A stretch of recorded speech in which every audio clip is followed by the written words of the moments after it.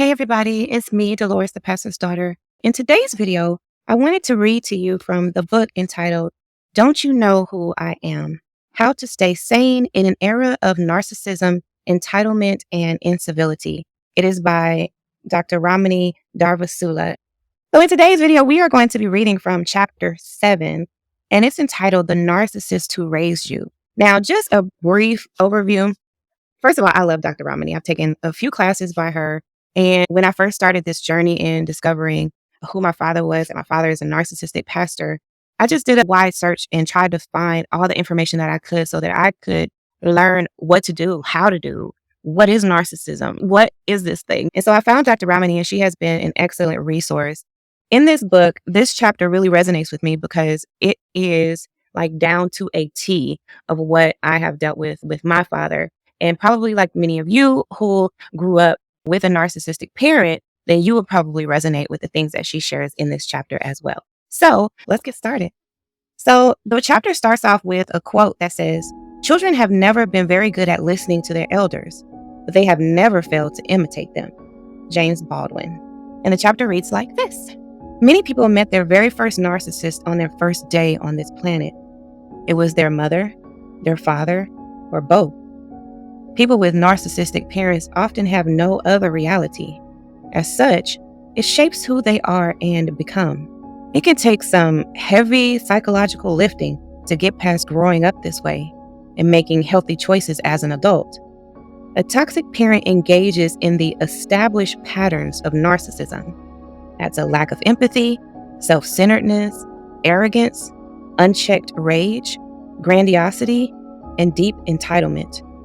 Basically, it is a situation in which the parent chronically puts his or her needs first and the needs of everyone else second. There are myriad possible reasons for these toxic patterns. Parents who are toxic are often narcissistic, but there may also be other patterns ranging from untreated psychopathology, personality disorders, particularly borderline, narcissistic, and antisocial personality disorders, as well as passive-aggressive patterns, and substance abuse to the parent's own history of having toxic parents. This can be a transgenerational issue. No matter what the reason, it is not the child's responsibility to be patient with or address the parent's issues, period. Children do not have the luxury of knowing or even understanding that their parent is a narcissist. With few exceptions, children want to believe their parents are heroes and caregivers and will give their parents thousands of chances to get it right. Partially, this is adaptive. If the child does get the validation of the parent, then the child will be kept safe by the adult. But mostly, it is reflexive, and most parents start from an advantageous position. If you feed this little person, he or she will like you. The job gets more demanding as it goes. Parents set a primitive tone for us, and the fact is that no one gets it just right. Parents' sadness, worries, disappointments, psychopathology, and distraction all become the stuff of their children's development and become the only reality or normal the child experiences.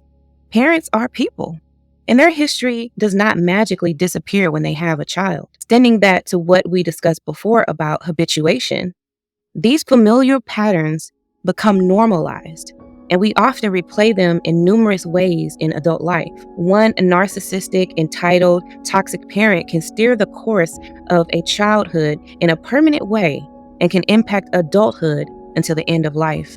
Parenting and narcissism do not mix.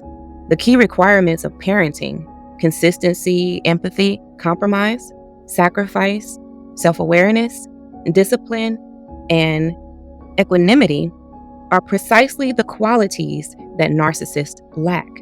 The analogy I have used with numerous clients is that the experiences we have or endure as children are like etchings or echoes. These experiences don't define people, but they also cannot be denied. The echo, the faint mark, is always there. At the most extreme, it is like experiencing an injury in childhood. It may always give you some aches and pains as an adult, but it doesn't have to restrict you. The awareness of these dynamics how they impact a person, and how they continue to play out can be used to enable behavioral change in different kinds of choices. The key characteristics of a narcissistic parent. In writing this book, I spoke with dozens of people with toxic narcissistic parents. Their stories are heartbreaking because not only did the narcissism make for difficult and painful childhoods, but also the scars and damage wrought by their toxic parents impacted their sense of worth and their decision-making in relationships throughout their adult lives. Their stories, however, are sometimes triumphant. They did not allow their parents' toxicity to do them in. They found strength within themselves, and they took their lives back despite their self-doubt. Some key things emerged over the course of the interviews. While these were not true of every parent, these were themes that multiple respondents highlighted. In terms of how their parents' toxicity manifested, these themes range from invalidation to emotional distance, to control and competitiveness, to inconsistency and poor boundaries. The first one is invalidation. Toxic parents make everything about them. Your triumph, your losses, the day you gave birth, a family funeral, the day you go in and get chemotherapy. Regardless of the topic or situation, they turn it back to themselves.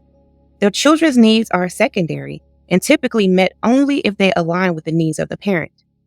They lie to their children about family issues and chronically second-guess and gaslight their children well into adulthood. If you keep watching this series and thinking, something here feels uncomfortably familiar, that is your discernment waking up. The next step is not another video. It is clarity. The Decision Audit Toxic Parent Edition can provide that clarity. This audit helps you decide whether to keep full contact, limit contact, or step back from a toxic parent, based on evidence, not guilt. You are not deciding how to treat them. You are deciding how much access they get to you. Download the Decision Audit Toxic Parent Edition today. Link in bio.